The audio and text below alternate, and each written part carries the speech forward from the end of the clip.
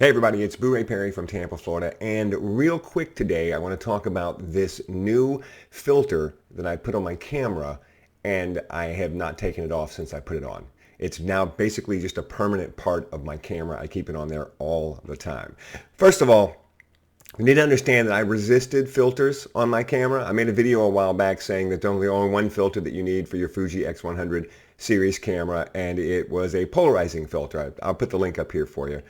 And I have that one in my bag, and I do use that one from time to time when I need to knock down glare on windows or bring back some sky, stuff like that. But I've never gotten into using the specialty filters because I feel like there's things you can do in post-processing that will kind of give you that effect. And I didn't want to carry them. I didn't want to change them out all the time.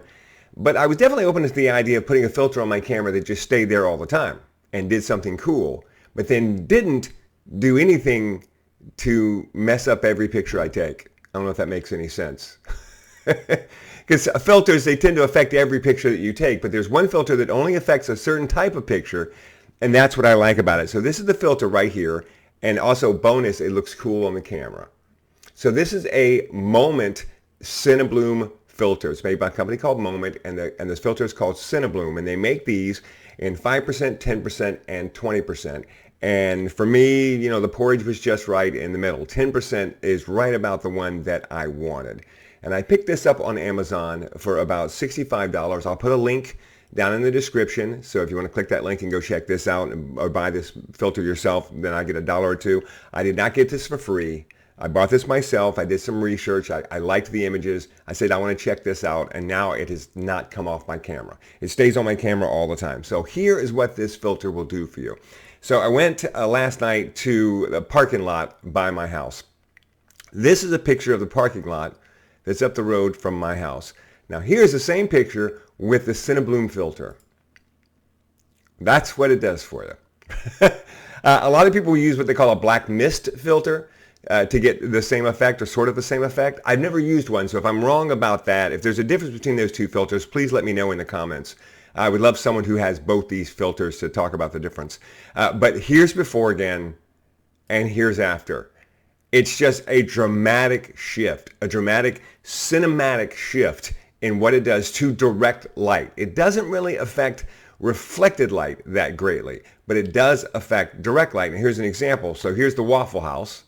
If you're not from America and you don't know what Waffle House, there's a Waffle House on every corner in America. They're open 24 hours a day. They cook everything on a grill. They don't have any deep fryers. They only have about, I don't know, 6 to 8 things on the menu, and they cook them and get them out to you in about 2 minutes after you sit down. They are a no-frills, fast food, get it done. You want eggs and bacon? You're going to have it. You want waffles? You're going to have it. So anyway, Waffle House. This is Waffle House without the filter, and this is Waffle House with the filter. And you can see if you look at the house, if you look at where it says Waffle House, right, there's not much difference really there in what it does to the light. But if you look at the street light, which is a direct light, right, that light is omnidirectional and is coming straight at me, then it's much more of a flare. I assume that that's why it works this way. I assume that if it's reflected off a surface, it doesn't affect it the same way as it does if it comes straight at you. Or maybe because it has to be a pinpoint source of light.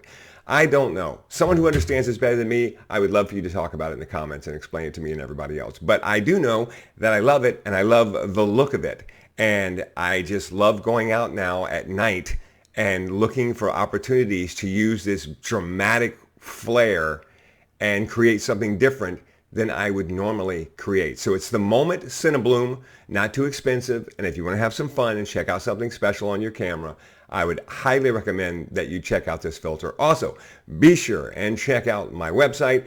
Go to my website and browse everything that I've got there, all of my ebooks. I've got 2 free ebooks for you. I've got a great ebook on how to work with natural light, and there's a huge discount code right down in my comment, the first comment on this post, and also in the description for this post. There'll be a huge discount code for that ebook. And be sure and follow me on Instagram and Threads because I have a great community there, and I post a lot of funny stuff as well as cool pictures.